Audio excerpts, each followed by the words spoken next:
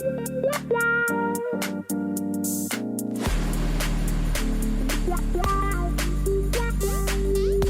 to An Awful World, but not awful like you think. This is the show where we discuss whether we would have discovered important advances in a world exclusively full of Haylies and Libbys. I'm Haylie. And I'm Libby. And today we're talking about libraries. I love libraries. I too love the library. But like modern libraries. Yeah, and really, I like the Libby app. I don't want to go to a You don't want to library. physically have to go to the library? No. Yeah, so download my app, the Libby app. That's right. So cute. Yeah, libraries. Yeah, once I started doing research on this, I was like, oh. And then I was like, but where's all the fiction? I like the fiction section. I know. The first thing I Googled, and it's like, libraries and archives were the same thing. There was no like, distinction. Oh. I was like, oh. I mean, I guess, yeah. But libraries, they're old, obviously. Hella. Pretty much as old as writing. As old as time. Which is doubly relevant. It's all relative. to this conversation. It is all relative, but specifically Beauty and the Beast is all relevant because she goes to the library. And I love that scene. Ugh. Anyway. Everybody loves that scene. I know. She's fantastic with all her reading. I love that. So obviously they started out as like an attempt to collect and organize information. Yes. Which like, it makes sense that we'd need some sort of like record keeping system about things. Yeah. And like when things happened, and why and whatever. It started out as being like legitimate tablets. Yeah, like clay tablets. Yeah. And then Babylon. iPads and Nooks and no, I'm kidding. But yes, in Babylon, because the Babylonians, smart. They're smart people. So smart. But yeah, they had like legit clay tablets that they would like, you know, take a chunk of clay and they would inscribe something into it and then they would bake it in the sun and then they would put it in the library. So you can imagine that libraries were considerably heavier than they are now. Yeah. Because, wow, tablets, interesting.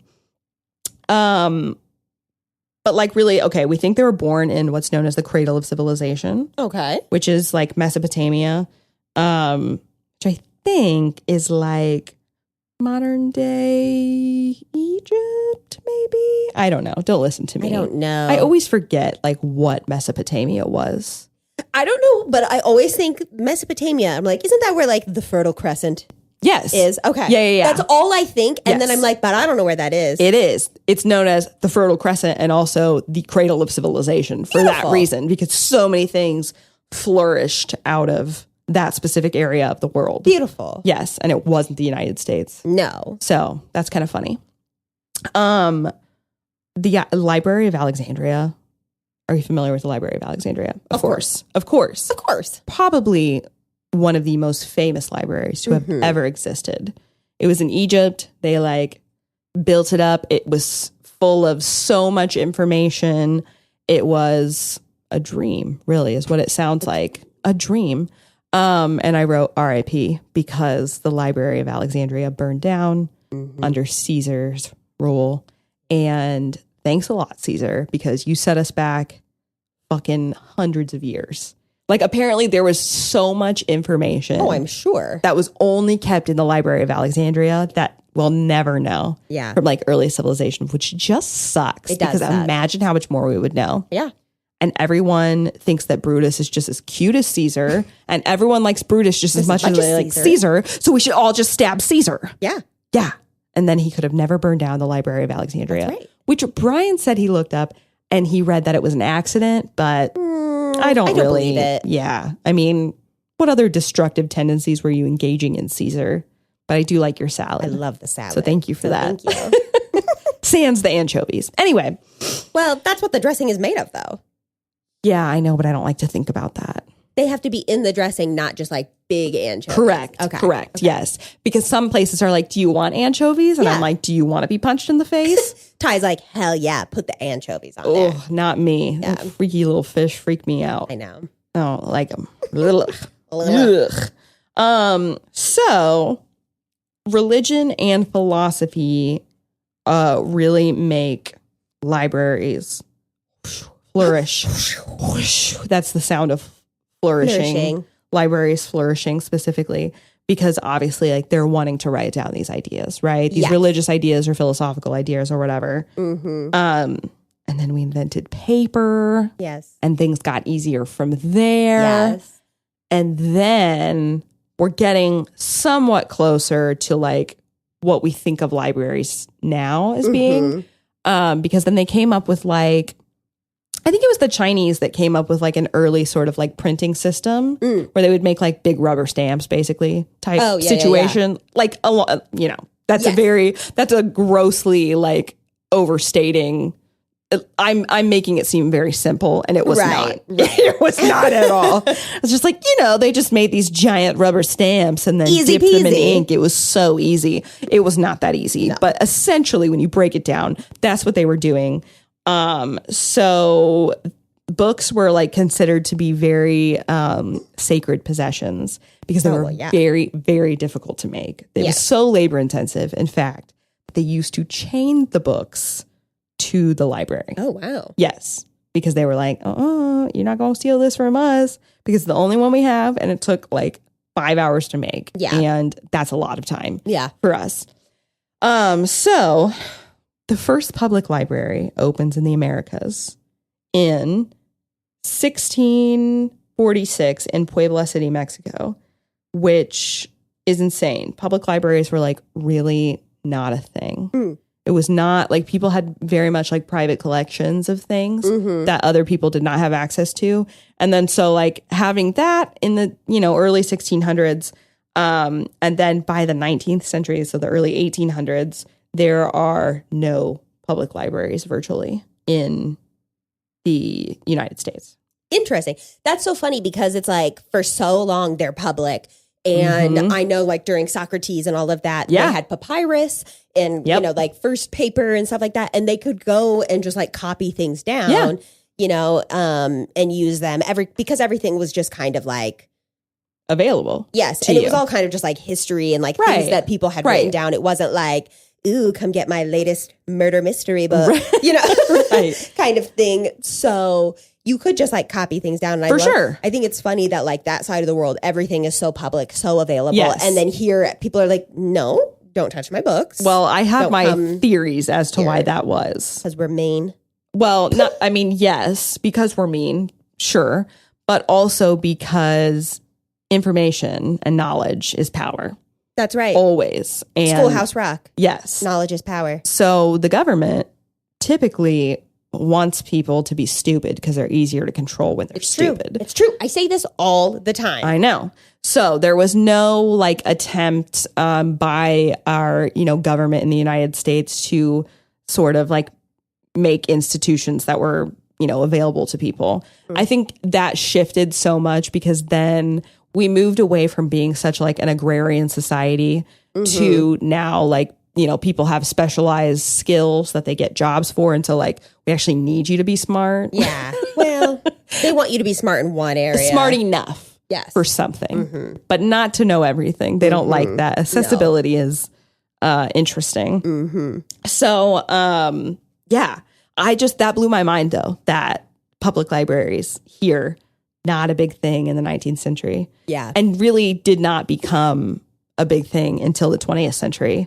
And now like public libraries we have everywhere. Everywhere, yeah. And they have all kinds of things. They have, you know, fiction, they have history, they have biographies, all kinds of stuff. You can get movies and CDs and some libraries you can rent out like baking equipment and things like that. Yeah, I see on TikTok people are like, you can go and like rent out pots and pans and like things like that at some libraries. I had no idea. I've never known that. Wow, how interesting. I know. So I mean, I'm sure it depends on like your local library, like what they have and stuff like that. But I guess that people are like, Yeah, some people don't know this, but you can come and get like baking pans and stuff like that. Interesting. And they're in great condition because nobody rents them. Right. And, things I like love libraries. I love public libraries, especially. Yeah. Because what like a fun, important part of our society to like have this place where like, so many different things go on and children have access to like computers and things that they might need for school and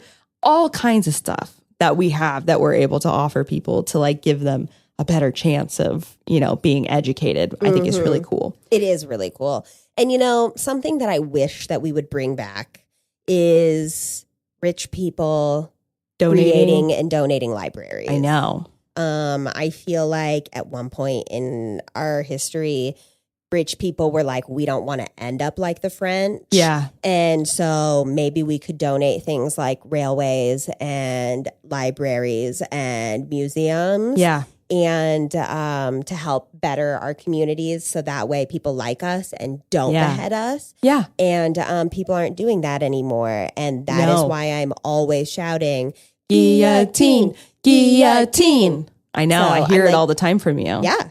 Yeah. I sort of think too, that's like a double-edged sword, like for government, not for us, because whatever. Yeah.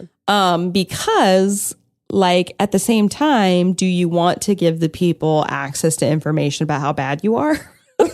That's true. Because government is inherently evil. That's true. That just feels like a fact of life to me at this point. Like it may have potentially at one part or another started out as something with like, noble ideology, but it's become so corrupted over the thousands of years that we've had like established government that I'm just like, I don't trust a government of any, No. And there are good people who work for the government Absolutely. and they are genuinely trying to do good Absolutely. things. It's the system itself. It's the system. Yeah. The system is corrupt. Meow. That is from New Girl. Okay, great. Because I saw the look in your eye that was like, I know. I was like, the fuck is panic. that meow? I'm just like, okay. But I still thought it was funny. So that's good. So I think that's like an interesting double-edged sword for them. It's like, do you really want the world to know like how bad and how corrupt you are? That's why they're not doing it anymore. Oh, I know. They should because, a revolution could start at any moment. That's true. I'm not saying it should, but it could happen. It happened once. It could happen again. History is known to repeat itself. It's true. Be careful out there. Yeah, it's true. I'm just saying. Which is why libraries are important. Libraries are important. Because of something Haylie just said. History has a tendency to repeat itself. But if people familiarize themselves with history and what has happened, which is difficult to do sometimes, I understand, then we can come up with ways to not have history repeat itself. And an exam we're currently failing. Yeah, it's not going very well because we are actively, our government is actively trying to whitewash our history. That is why I have World War III on my bingo card for 2025. I mean, history is written by the victors, unfortunately, which is always sad because there's so much more to the history of the world and civilization than white people and their bullshit. Yeah. So anyway, but I don't want to talk about that because we're here to talk about libraries. Yes. A place that, for listeners who don't know, but you should know, Haylie and I are big book readers. Yeah. We love to read books. I just finished a book this morning. I just finished one like yesterday, 2 days ago. Friday night. It was Friday night because you texted me. I did. At like 1 o'clock in the morning. And told me that I was right. And I was like, I know. I tried to tell you. Yeah. But like sometimes you just have to read it for yourself to figure it out. Well, I got it from the library, and so I was like, well, you did. I should read it. Nothing ventured, nothing gained. That's there. right. It's fine. And like what I really like about the Libby app, because obviously like I care so much about public libraries. I want them to be preserved. But I also care about authors and their like intellectual property, right? Like, and I think it's really cool that Libby has like, you can have this virtual book. But like, you're going to have to wait. We only have quote unquote 2 virtual copies of it. Right. We're not just like doling it out like it's streaming. Yes. Like you don't have immediate access to it like that. You will have to wait. Or if you want it that bad, you're going to have to go buy it from somewhere so that you can read it. So I really think that's cool. That's such a protection for public libraries. And then also for authors, because like people still want to like go to the library and have library cards and pick up books. I do it all the time. It's so much fun. Yeah. And there are so many books that I have found. One author in particular I love, and I would not have known about her had I not been randomly walking in the Central Library in downtown Indianapolis and seen it on an end cap and thought, well, that looks interesting. And then I read it in a day, and then I was like, oh my God. And now I've read all of her other books, and I'm just like, chef's kiss. I never would have known had it not been for the beautiful Central Library. Yeah. Have you ever been to the Central Library? I have not. My God. Haylie, it is a dream. If you live in Indianapolis, which chances are you do if you're listening to this podcast, you have to go to the Central Library. It's like 5 stories of just heaven. I love that. It's so fun to just walk through. The thing is, this is why I never want to go to the actual library, is people? I hate people. I know. Every day I become closer and closer to becoming a hermit. I know. The state of the world makes me want to hide. And so I'm like, I can still have my books on my Libby app. While I'm actively always trying to remind you to be in a misery deficit or something? Yeah. A dread deficit? A dread deficit. And I can't be. I know. I know it's am tough. Full of existential dread. So I read the books to not engage with the world around me. I get that. But I want to do it from my home. I understand that. I want the world to be better. And when it is, maybe I will go to the library. I get that. Until then, I will go to the craft store on the off hours when there's no one there. I use books as an escape from the real world as well. Mm-hmm. But remember what I sent you from John Green yesterday? I know. And he's fantastic. And I love John Green so much. And have you ever read any of John Green's books? Yeah. Oh, have you? Okay, Yeah. good. Yeah, I love John Green. I just got the new one, so I'm really excited to read it. Everything is tuberculosis. Yes, I'm very, very excited to read it. Big fan of John Green. But essentially, if you haven't seen this, John Green was he was interviewed on NPR. I'm getting so far away from libraries, but I just think this is important to talk about right now. John Green's an author, so John Green is an author, and his books are in libraries, and you need to listen to him. He was interviewed on NPR. Look it up if you haven't seen it. But essentially what he says is that every morning when he wakes up, his brain tells him that there are so many reasons not to get out of bed, so many reasons not to have hope, all this stuff. And John Green gets it. People are bad, the world is bad. But then he says it just so happens that it's not true. But and I loved that. And Libby so much. Sends me stuff like that all the time because I am constantly like, people are bad. And I'm like, it's not true. And she sends me a TikTok of that. And I immediately, right after I watch that, watch another TikTok that I send to her, which is about how every day you get out of bed and then you panic after you can't get out of bed until 11 o'clock because the world is so bad. Yeah. And then you're trying to jump out the window and it's just like you have to be filled with existential dread and that your favorite part of the day is disassociating for 30 minutes. And she's like, and I'm like, I get it. But also John Green said, John Green gets it. He does get it because he struggles with the mental health, especially. Yes. And he's very open about that. And I thought it was just a really like a good way for him to look at the world as just like, here's how something specifically, I can't remember what he brings up. Maybe like infant mortality rate or something. Yes, he says that like 5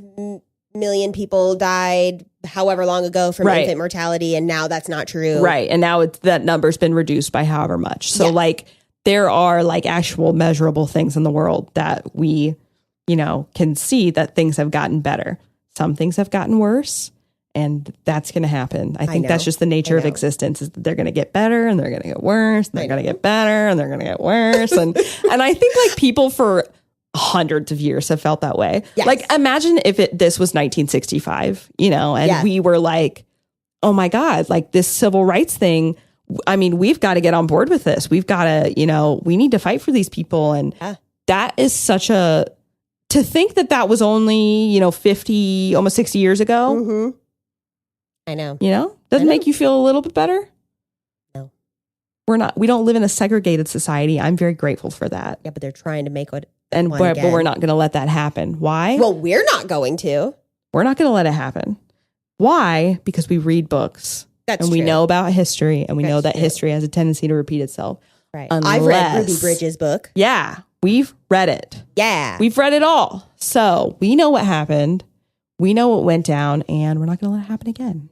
Now, something that does bring me joy when I'm on TikTok is, have you seen that librarian who's like she's like an elementary school librarian? No, I don't think so. Oh my God. I watch her videos all the time, and I'm always like, I feel like I could be really happy doing what she does. Just like being with children. Well, yes, but what she does is like she posts all these videos of her like fixing books. Oh, that's really relaxing. And it's like kids' books that have been read so many times that the pages are just like falling out of the book. And then she's like taping them back together and like melting the glue to like fix the binding. That's relaxing. And I'm just like, I could like have a really happy life just like fixing books. Just doing that. Well, remember we were just talking about that the other day, like with a coworker, like we could have a happy life just working at Barnes and Noble. 100%. Now, unfortunately, the work at Barnes and Noble isn't going to provide the amount of money I need to pay off the crippling debt that I am in with the United States government. Fucked us up. But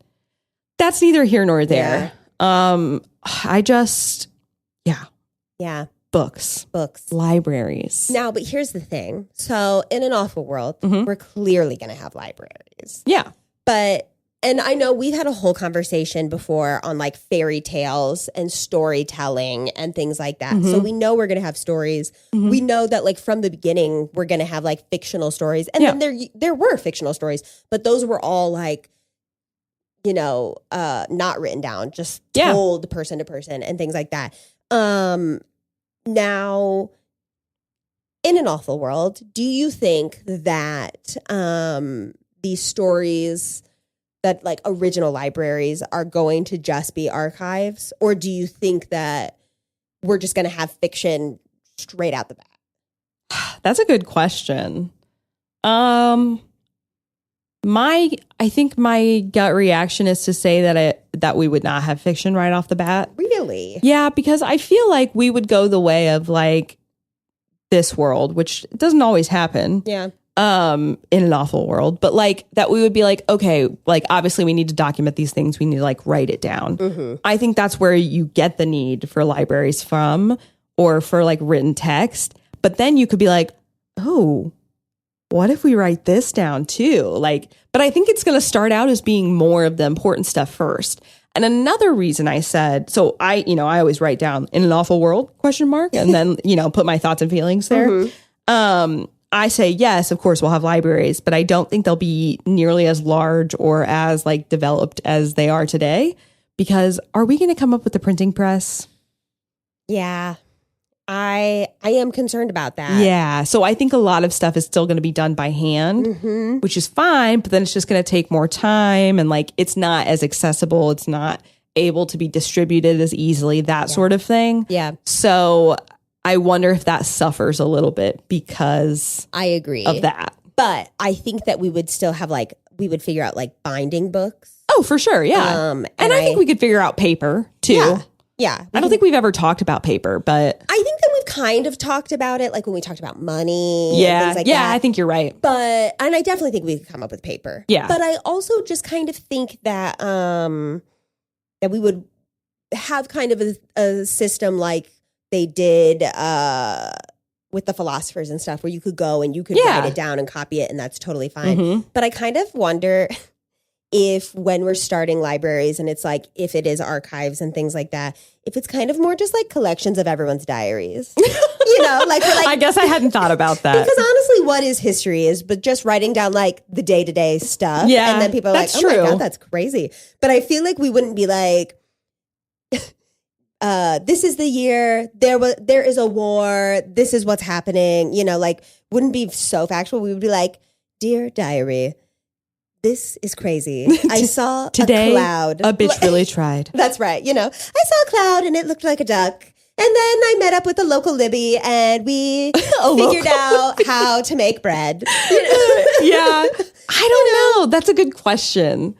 Or then we would be like, oh my God, I was thinking about it. And wouldn't it be so crazy if this happened? And then that's kind of how like fiction starts out. Do you think we're going to like be cool with our diaries being in a library? I think so. Do you think Anne Frank ever consented to that? No. I'm just kidding.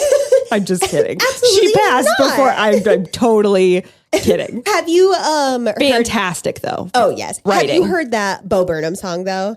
I don't think so. I think it's called Love Is, and he's like something about Anne Frank's diary, and everybody has breached this little girl's privacy. I know. Because she talked about a lot of stuff in there. Yes, she does. And it's like, oh, that poor girl. I know. And we've just like printed it, and everybody was like making money off of it. And she became such a figure, and she never really got to see that. No. Which I'm not sure that's what she ever desired anyway. No, but it is cool that we have her perspective on the Holocaust and what happened and all of that. If you haven't read Anne Frank's diary, which would be crazy because I think it's like required reading for everybody. But if you haven't read it, then you should read it. Or you should reread it if you haven't read it in a while because it's really good. It's very touching. Yes. But anyway, yeah, like, do you think we're gonna be cool with us? Like, yeah, I'll just put my diary in there. Like, I feel like we would have like, more private thoughts that maybe we keep at home. Yeah. Diaries, but then like,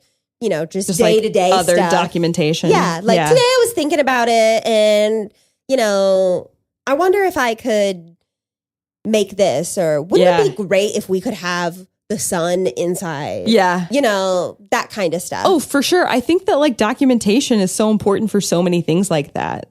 Like for advancing so many things. I don't think an awful world is going to go very far if we can't write things down and keep it where other people can read about it. Exactly. You know what I mean? Because it's like, oh, how do I explain how I created this camera to you? Ugh.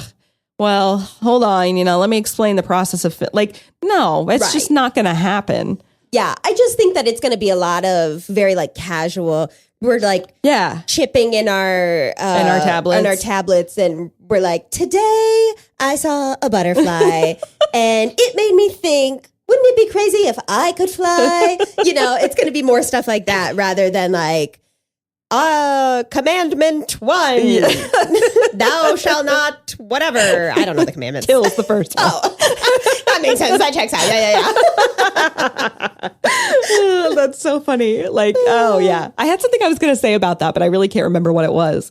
Something you said about butterflies really made me think about something, but it's gone. So, and that's why writing things down is important because we can't remember everything. No. Come on. I also do feel like though, like we are such organized people in certain senses. I'm not going to pretend that I'm organized in every aspect of my life. Well, nobody is. Simply not. No. But I do love me some organized documentation, just like, and here's where I confirmed that this happened. Yes. And here's where this happened. It's also so important for other things too, like specifically like weather, let's say. Yeah. The weatherwomen Haylie and Libby's That's right. are, going to be writing down the temperature every day. And maybe they're going to start looking at patterns of things. And like, maybe that informs our understanding of like weather a little better because we're going to need more understanding of weather. Yeah. Because we don't know how it works even now. And it's 2025. Have you seen when people make like temperature blankets? Yes, I have. I love that. Then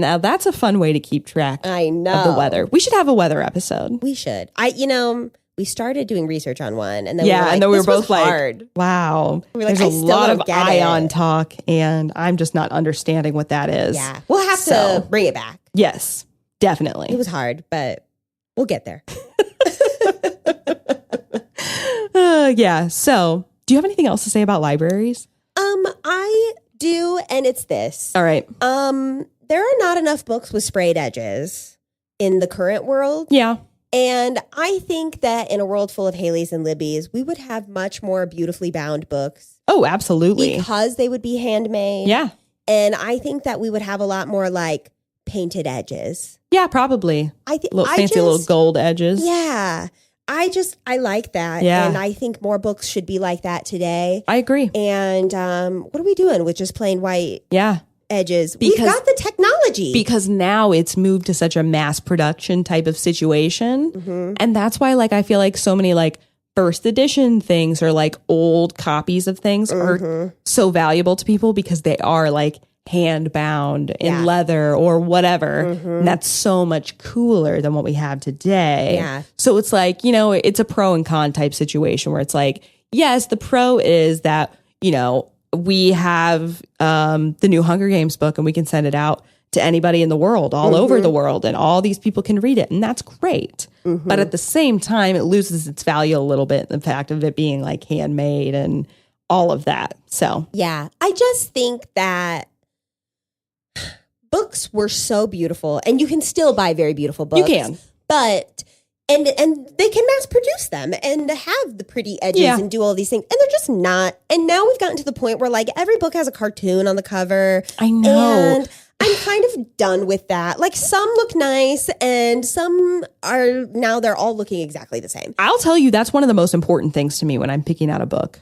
I will straight up be like, ugh, and not read a book if I don't like the cover. Yeah. People are like, don't judge a book by its cover. And I'm like, but I'm going to. You know? I mean, if the title doesn't like intrigue me and the cover doesn't pull me in, right? Why would I ever look at the back of it? Exactly, which is exactly what pulled me to that author. I like that cover. It was like, ooh, that looks interesting, and I was forever sold. Yeah, it's like I bought the 7 Husbands of Evelyn Hugo because the cover was beautiful. Yeah, and it was a fantastic. That is a great book, an excellent book. And then one of our patrons bought me the beautiful sprayed edged copy of it for Christmas this year. Yeah. And it's gorgeous. And I'm like, that was mass produced. And it's just, but it's beautiful. I will say, I think part of the problem of why we don't have books that are beautifully mass produced like that is because not every book you read is a book you want to keep. That's true. I still feel like they could be beautiful. Yeah. It just like makes things nice. They could be, but like that's more money and like, you know. But like, I don't know. People are weird about that kind of stuff. People are weird about it. I'm like, it takes 2 spritzes of paint to just put a little purple on the edge. I know. I get it. That. It would be fun. And we would not have automated processes like that. That's true. In an awful world because it would be like someone to hold it real tight, pinch it, and then I'm going to spread the paint with my brush across the edge. Now, be real careful so that we don't get it into the words. Yeah. But you've seen these giant machines that like produce these things. Yeah. There's no way we're coming up with that. No. We can't even come up with the most basic like engine, I don't think. I mean, that's a song for another time. Yeah, I was like, we haven't gotten there, but probably not. Probably not. I haven't done any research on it, but I still feel pretty confident that I wouldn't come up with it. Yeah, no. So we'll see. We'll see. But I think books could be better. I mean, looking. Yeah. And I think that we need to bring that back. Yeah, I mean, I'm not against that. I like all the videos of people like ripping the paper copies off. Yes, and rebinding them in their own. Ugh, I know. Beautiful. I know. And then I'm like, should I get into bookbinding? And then I'm like, I think Ty would kill me if I picked up one more hobby. Oh man, I just had like a hiccup right in the middle of that. But that's true. You do have many hobbies. I have many hobbies. And I think at some point I have to cool it. Yeah, you have to keep it narrowed down to a few. Yeah, I have tried to talk other people into getting into bookbinding though, because I'm like, if I can't do it, someone should. I think it would be fun, but it require equipment that I don't have. And like, this is the problem because I'm the same way with these things where I'll like buy a bunch of shit for it and then I'll do it like 4 times and then I'll never look at that stuff again. Yeah. And then I'm like, well, shit. Libby, get into bookbinding. I don't know if it can be done, Haylie. It'll be so cool. I don't know if it can be done. Maybe we do it for like a girls' weekend or something, and we get really into it, and we all pay into it or whatever. But this is why I agree with you that I want people to invest more in making books look pretty, because if the content of a book is but like the cover is pretty, maybe I will keep it. Yeah. Because I have one of those little like embosser things that like is from my personal library, but I don't always want to keep every book that I get. Yeah. So, yeah. Yeah. But if it's beautiful. I am more likely to keep it if it's beautiful. Agree. Well, I just think, you'll sell more books if they're beautiful. That's true. I agree. Just saying. I agree. you know? I agree. And it'll be in more libraries and more people will pick it up, whether it's good or not. Yeah. So you really can judge a book by its cover. Yeah. Legitimately. To some extent. Yeah. A book, I said. Yeah. I'm not using this as like an idiom. Yeah. I'm saying literally a book. books. And books don't have feelings. Don't worry about that. Exactly. Okay. Garbage books. I've read them. Yeah. And sometimes I love them. Some books that are like trash. Yeah. Yeah. Sometimes I love them. Yeah. And then sometimes there are books that like have a really good idea, but the book itself isn't like very well done. It just doesn't go like The Handmaid's Tale. Yes. And but the show is fantastic. I know. But the book, it's like the idea is great, but like build the world up for me. Well, and she builds the world. And that's really great. Yeah. But there's like not a lot of specifics. And there's a lot of just too metaphors. Much. Yeah. Too much description too. Yes. It's everything is described like 3 or 4 ways. And I'm like, I get it. Yeah. Like He's hanging on a wall. I don't need You've told me 4 times. Dark. Yeah. Like just cut to the chase a little. Yes. But also like, yeah. Yeah. I don't need to criticize Margaret Atwood. No, I'm not here for that. She created a wonderful world and has done a lot of the stuff. idea was there. Yes. The execution was not. No, it's one of those that's better as a show rather than a book. Which does not always happen. No. It often is the other way around. Exactly. So you know. Well, we would have libraries. They would be different. Absolutely. They would be smaller. But they would be prettier. Yes. Yes. And we should definitely have those rolly ladders. Oh, I want one of those so bad. Same. My dream is to have my own personal library in my home. And I want ceiling to floor bookshelves that are, built into the wall. And I want one of those ladders. Yeah. And then I think I could be happy. Yeah. For the rest of my life. There's one when we went to Paris in Shakespeare and Co. There's one of those ladders. And then we were all like, should we live out our like best Belle moments right here? And we were like, yeah, let's all take pictures on this ladder. Absolutely. And it was fantastic. It's beautiful. One of the most iconic parts of that movie. And that song is just fantastic. That ladder and sing. Isn't it amazing? It's my favorite part. Anyway. Yeah, so that's libraries. That's libraries. Cool. That's fun. Yeah, it is. Well, thanks for joining us in this discussion about libraries where I went off on a tangent again. She just, had to pull me back from the dark place. Destruction. Yes. A lot of these topics, they're like such fun, good topics. Yeah. Of late, but also they like relate to how the world is like crumbling. Yeah. It's truly something. We can't just like not acknowledge that. But really check out that John Green NPR interview because it was really good and I think you need to hear it. But remember to check out our Patreon. Become one of our patrons if you want. Patreon.com/AnAwfulWorldPodcast. Check us out on Instagram, Facebook.